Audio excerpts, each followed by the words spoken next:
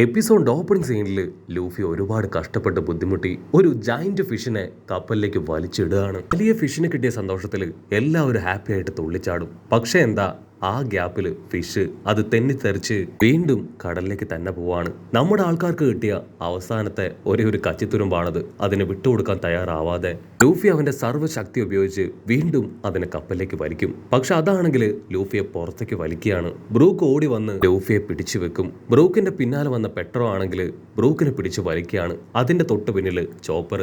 അങ്ങനെ എല്ലാവരും ചേർന്ന് അവരുടെ സർവ്വശക്തി എടുത്ത് ആഞ്ഞു വലിക്കും. ഇവിടെ ഫിഷ് ആണെങ്കിൽ നമ്മുടെ ലൂഫിയെ നീട്ടി വലിച്ച് റബ്ബർ ആയതുകൊണ്ട് തന്നെ അങ്ങനെ ദൂരേക്ക് കൊണ്ടുപോവാണ്. പക്ഷെ എല്ലാവരുടെയും പരിശ്രമത്തിനൊടുവിൽ വീണ്ടും ആ ഫിഷിനെ ഒരു മലർത്തി അടിച്ച് കപ്പലിലേക്ക് തന്നെ കൊണ്ടുവരാണ്. അതിന്റെ കളറാണെങ്കിൽ കുറച്ച് വെറൈറ്റിയാണ്. അവർക്കതിനെ നന്നായിട്ട് ഇഷ്ടപ്പെടും. പക്ഷെ ചോപ്പറിനാണെങ്കിൽ ആ ഫിഷിനെ കാണുമ്പോൾ ഭയങ്കര സംശയം. ഇതിനെ കഴിക്കാൻ പറ്റുമെന്ന് എനിക്ക് ചെറിയൊരു ഡൗട്ടുണ്ട്. നിങ്ങൾ 1 മിനിറ്റ് സമയം എനിക്ക് തരണം. സാഞ്ചിയുടെ ബുക്സിൽ ഇതിനെക്കുറിച്ച് അടയാളപ്പെടുത്തിയിട്ടുണ്ടാവും. ഞാൻ ഡീറ്റെയിൽസ് ഒന്ന് ചെക്ക് ചെയ്ത് ഓടി വരാമെന്ന് പറഞ്ഞ് അവനാണെങ്കിൽ സാഞ്ചിയുടെ ബുക്സ് ചെക്ക് ചെയ്യാണ്. അപ്പോൾ അവൻ ആ ഫിഷിനെ കുറിച്ച് കാണും. പിന്നെ സ്ട്രൈക്ക് ചെയ്യുന്ന എന്തോ ഒന്ന് കണ്ട് ചോപ്പർ പേടിച്ച് ഇപ്പോൾ നമ്മുടെ ആൾക്കാരുടെ അടുത്തേക്ക് ഓടി വരും. നോ, ദയവ് ചെയ്ത് അതിനെ കഴിക്കരുത് എന്ന് ചോപ്പർ പറയുമ്പോഴേക്കും ലൂഫി ആണെങ്കിൽ അതിന്റെ കുറച്ച് ഭാഗം കഴിച്ചിട്ടുണ്ടാവും. ചോപ്പർ ടെൻഷനായിട്ട് യു ആർ അൺബിലീവബിൾ, നിന്നോട് ഞാൻ പറഞ്ഞതല്ലേ ഞാൻ വരുന്നത് വരെ അതിനെ കഴിക്കാൻ പാടില്ല എന്ന്. സത്യത്തിൽ ഈ ഫിഷിനെ കഴിക്കാൻ പറ്റും, പക്ഷെ ഒരു കാരണവശാലും അതിന്റെ തോല് അത് കഴിക്കാൻ പാടില്ല. അത് കൊടിയ വിഷമാണ്. വയറ്റിലേക്ക് പോയാൽ ഒരുപക്ഷെ നിന്റെ ജീവൻ തന്നെ പോകും. നമ്മുടെ ആൾക്കാർക്കാണെങ്കിൽ അത് കേട്ട് ഭയങ്കരമായിട്ട് പേടിയാവും. പക്ഷെ ലൂഫിക്കാണെങ്കിൽ പ്രത്യേകിച്ച് ഒന്നും തന്നെ അവന്റെ ബോഡിയിൽ അനുഭവപ്പെടുന്നില്ല. ലൂഫി ആണെങ്കിൽ സിമ്പിളായിട്ട് പറയും, എനിക്ക് കുഴപ്പമൊന്നുമില്ല, വേണമെങ്കിൽ ഞാൻ തന്നെ ഈ ഫിഷിനെ കുക്ക് ചെയ്ത് നിങ്ങൾക്ക് തരാം. കേൾക്കേണ്ട താമസം നാമി അവന്റെ തലയ്ക്കൊരു ഒറ്റ അടി കൊടുക്കും. കാരണം ലൂഫിയാണ് അവിടെ ഉണ്ടായിരുന്ന എല്ലാം തന്നെ കുക്കിംഗ് എന്ന പേരിൽ നശിപ്പിച്ചു കളഞ്ഞത്. ഇതിനെ ഞാൻ കുക്ക് ചെയ്യാന്ന് പറഞ്ഞ് നാമി ആ ഫിഷുമായിട്ട് കിച്ചണിലേക്ക് പോകും. അതിനുശേഷം സാഞ്ചി അവൻ എന്തൊക്കെ ഇൻഗ്രീഡിയൻസ് ഉപയോഗിക്കോ അതൊക്കെ ഉപയോഗിച്ച് അവൾ കുക്കിംഗ് സ്റ്റാർട്ട് ചെയ്യും. ഇവിടെ ചോപ്പർ ലൂഫിയെ തന്നെ നോക്കും. ഇവിടെ അങ്ങനെ ബ്ലാക്ക് ഔട്ട് ചെയ്ത നാമി അവളാണെങ്കിൽ സാഞ്ചിയുടെ ബുക്സ് ഒക്കെ ഉപയോഗിച്ച് അടിപൊളിയായിട്ട് ഫിഷിനെ ഉപയോഗിച്ച് ഒരു ഡിഷ് തയ്യാറാക്കും. എല്ലാവരും ഇഷ്ടം പോലെ കഴിക്കുകയാണ്. അവള് അല്പ ഫുഡ് എടുത്ത് ചോപ്പറിന്റെ അടുത്തേക്ക് വരും. ചോപ്പർ ആണെങ്കിൽ ഇവിടെ പൊട്ടിക്കരയാണ്. കാരണം മറ്റൊന്നുമല്ല, ലൂഫിയെ ആ പോയിസൺ അത് നന്നായിട്ട് ബാധിച്ച് അവനങ്ങനെ ബോധം കെട്ട് കിടക്കുകയാണ്. ചോപ്പർ നാമിയോട് പറയും, എനിക്ക് എന്താ ചെയ്യേണ്ടതെന്ന് അറിയില്ല, ആന്റിഡോട്ട് ഹെർബ് അത് നമ്മുടെ പക്കലില്ല, അതുണ്ടെങ്കിൽ മാത്രമേ നമുക്ക് ലൂഫിയെ തിരികെ പിടിക്കാൻ പറ്റുള്ളൂ എന്ന് പറഞ്ഞ് അവൻ വിഷമിച്ച് നിൽക്കും. അതിന് നാമിയാണെങ്കിൽ ചോപ്പറിനോട് ഫുഡ് കഴിച്ച് ഒരല്പം എനർജിയൊക്കെ വീണ്ടെടുത്ത് സമാധാനമായിട്ട് മറ്റെന്തെങ്കിലും ഓപ്ഷൻ ഉണ്ടോ എന്ന് ആലോചിക്കാൻ പറയും. അതിന് ചോപ്പർ ഉണ്ടാക്കിയ ഫുഡ് അത് കഴിച്ചുകൊണ്ട് തന്നെ കരഞ്ഞോണ്ട് എന്തെങ്കിലും വഴിയുണ്ടോ എന്ന് ആലോചിക്കും. ചോപ്പർ ആണെങ്കിൽ നാമിയോട് പറയും, ആ ബുക്കിൽ ഞാൻ വായിച്ചതാണ്, ആ ഫിഷിന്റെ സ്കിന്ന് അത് എക്സ്ട്രീം പോയിസൺ എന്നാണ് അതിൽ അടയാളപ്പെടുത്തിയിരിക്കുന്നത്. ലൂഫിയുടെ ബോഡിയിൽ ഒരുപാട് ആന്റിബോഡിയൊക്കെ ഉണ്ട്. അതുകൊണ്ടാണ് ഇത്രയും നേരവും അവന്റെ ജീവൻ അവന് പിടിച്ചു നിർത്താൻ കഴിയുന്നത്. ഇത്രയും വേഗം അവന് ട്രീറ്റ്മെന്റ് കൊടുത്തിട്ടില്ല എങ്കിൽ ലൂഫിയെ നമുക്ക് നഷ്ടപ്പെടുന്നു പറഞ്ഞ് അവൻ നിർത്താതെ കരയും. നാമിയാണെങ്കിൽ ടെൻഷനായി ആ ലാക്ക് പൗസിലേക്ക് നോക്കും. ലാക്ക് പൗസ് ആണെങ്കിൽ കറക്റ്റായിട്ട് വഴിയൊന്നും കാണിക്കില്ല. ചുറ്റും ഒരു ഐലാൻഡ് പോലും കാണാനും ഇല്ല. പെപ്പോംസ് ആണെങ്കിൽ തീർത്ത് പറയും, ഇനി നമുക്ക് ഒരു ഐലാൻഡ് പോലും കാണാൻ കഴിയില്ല. നമ്മൾ അധികം വൈകാതെ ബിഗ് പോമിന്റെ ടെറിട്ടറിയിലേക്ക് പോവും. അവിടെയുള്ള ഐലാൻഡ്സ് എല്ലാം തന്നെ ബിഗ് പോമിന്റെ കൺട്രോളിലുള്ളതാണ്. അത് കേട്ട് നാമിയുടെ പേടി അത് കൂടും. ലൂഫി ആണെങ്കിൽ പാതി ബോധത്തിൽ എന്തൊക്കെയോ പിച്ചും പേയൊക്കെ വിളിച്ചു പറഞ്ഞുകൊണ്ടേയിരിക്കും. ഒരല്പ ദൂരം കൂടെ മുൻപോട്ടേക്ക് പോകുമ്പോൾ പതിയെ ബിഗ് പോമിന്റെ ടെറിട്ടറിയിലേക്ക് അങ്ങനെ കപ്പൽ പ്രവേശിക്കുകയാണ്.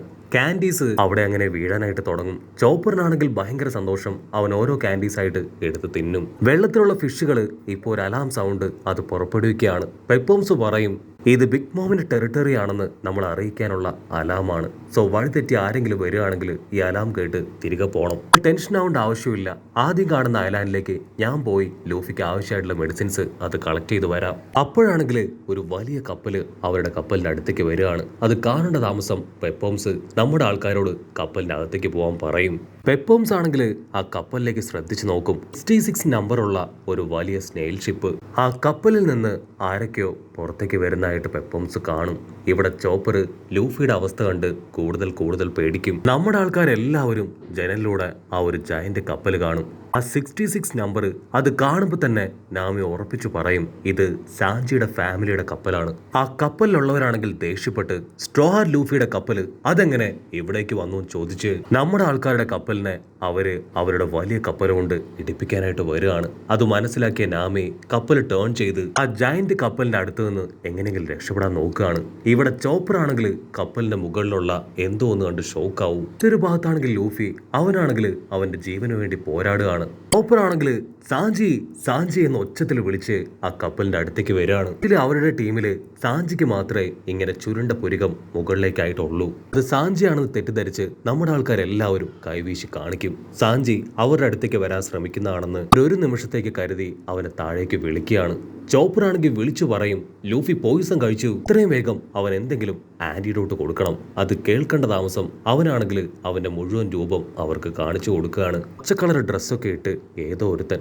അവന്റെ മുഴുവൻ രൂപവും കാണുമ്പോഴായിരിക്കും അത് സാഞ്ചി അല്ല, പക്ഷെ സാഞ്ചിയുടെ ഫാമിലിയിലുള്ള മറ്റാരെങ്കിലും ആയിരിക്കും എന്ന് നമ്മുടെ ആൾക്കാർക്ക് മനസ്സിലാവുക. അവരുടെ സന്തോഷവും ആഹ്ലാദവും പ്രതീക്ഷയും അതെല്ലാം തന്നെ ഒരു സെക്കൻഡ് കൊണ്ട് അവിടെ അവസാനിക്കും.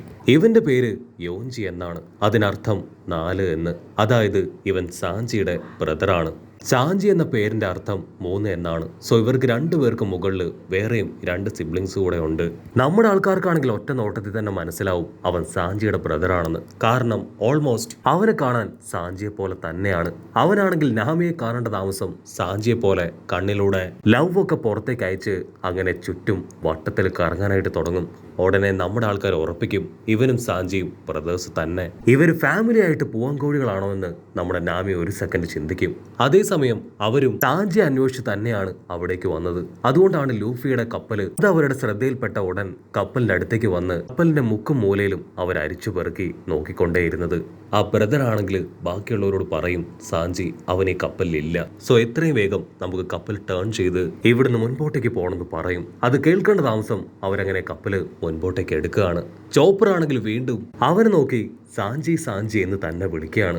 അതിനവൻ ടെൻഷനായി, നിന്നോട് എത്ര തവണ പറഞ്ഞു ഞാൻ സാഞ്ചി അല്ല അവന്റെ ബ്രദറാണെന്ന്, എന്നിട്ട് വീണ്ടും വീണ്ടും നീ എന്നെ സാഞ്ചി തന്നെയാണോ വിളിക്കണേ? ചോപ്പറിനാണെങ്കിൽ എന്താ ചെയ്യേണ്ടതെന്ന് അറിയില്ല. അവൻ ഒരു സെക്കൻഡ് ലൂഫിയെ നോക്കും.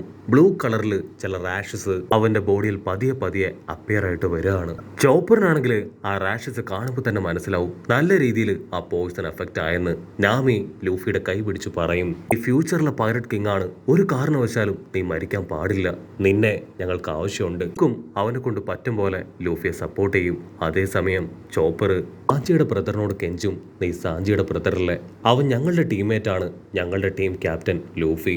അവൻ അറിയാതെ കുറച്ച് വിഷം കഴിച്ചുപോയി, എത്രയും വേഗം അല്പം ആന്റിബോഡി മെഡിസിൻസ് അത് ആവശ്യമാണ്, ഞങ്ങൾ എങ്ങനെയെങ്കിലും സഹായിക്കണമെന്ന് പറഞ്ഞ് ചോപ്പർ അവന്റെ കാലിൽ വീണ് കെഞ്ചും. അതിനവൻ പറയും, ഞങ്ങൾ ആരെയും ഹെൽപ്പ് ചെയ്യാറില്ല, നിങ്ങൾക്ക് മെഡിസിൻ ആവശ്യമെങ്കിൽ ഞങ്ങളോട് ഫൈറ്റ് ചെയ്ത് ഞങ്ങളെ തോൽപ്പിച്ച് മെഡിസിൻ എടുത്തോ. പെട്രോ ആണെങ്കിൽ സ്ക്വാഡ് എടുത്ത് അറ്റാക്ക് ചെയ്യാൻ തയ്യാറാവും. ഉടനെ ഒരു ലേഡി അവളങ്ങനെ ചാടി വന്ന് ടോഞ്ചിയുടെ തലയ്ക്ക് ഒരു കിഴുക്ക് കൊടുത്ത് അവനെ വെള്ളത്തിൽ തള്ളിയിടും. അതിനുശേഷം നമ്മുടെ ആൾക്കാരുടെ കപ്പലിലേക്ക് ചാടി വരികയാണ്. ഐ എം സോറി, ആക്ച്വലി എന്റെ ബ്രദറിന് ഒരല്പം ബുദ്ധി കുറവാണ്, അവൻ എപ്പോഴും ഇങ്ങനെ തന്നെയാണ്, നിങ്ങൾക്ക് ആവശ്യമായിട്ടുള്ള സഹായം അത് ഞാൻ ചെയ്യാന്ന് പറഞ്ഞ് അവൾ അങ്ങനെ നിൽക്കും. ഇവള് മറ്റാരുമല്ല സാഞ്ചിയുടെ സിസ്റ്റർ. ക്യാമറ അങ്ങനെ സൂം ചെയ്ത് അവളെ കാണിച്ചുകൊണ്ട് ഈ ഒരു എപ്പിസോഡും അവസാനിക്കുന്നു. എപ്പിസോഡ് ഇഷ്ടപ്പെടുകയാണെങ്കിൽ തീർച്ചയായിട്ടും ലൈക്ക് ചെയ്യാനും കമന്റ് ചെയ്യാനും ഷെയർ ചെയ്യാനും മറക്കല്ലേ. അടുത്തൊരു അടിപൊളി എപ്പിസോഡുമായിട്ട് കാണുന്നവരെ it's me with Mallu episode.